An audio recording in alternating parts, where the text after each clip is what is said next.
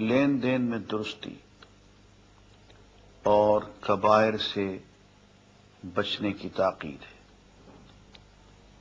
میں نے عرض کیا کہ لین دین کی درستگی، معاملات کی صفائی، یہ دین کا مقصد ہے،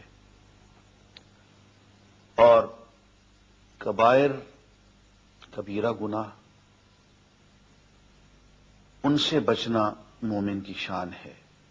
کبیرہ گناہ وہ ہیں جن میں ایک تو حد نافذ ہوتی ہو، یا ان پہ اللہ کی طرف سے لعنت عائد ہوتی ہو، یا جہنم کی وعید ہو۔ یہاں ایک اہم بات جو کہی جاتی ہے وہ یہ ہے کہ لیس الکبیرہ بالاستغفار ولیست الصغیرہ بالاصرار۔ اگر کوئی کبیرہ گناہ کیا جائے اور معافی بھی اللہ سے مانگ لی جائے تو وہ کبیرہ نہیں رہتا، اور کوئی صغیرہ گناہ کیا جائے چھوٹا لیکن اس میں اصرار ہو جائے اور وہ عادت بن جائے تو وہ صغیرہ نہیں رہتا بلکہ وہ کبیرہ بن جاتا ہے۔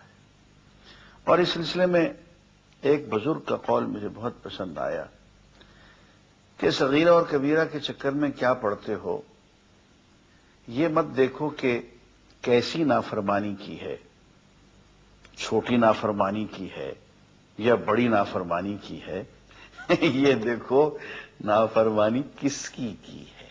بس اتنی سی بات اگر ذہن میں آ جائے تو کوئی صغیرہ نہیں رہتا، کوئی کبیرہ نہیں رہتا۔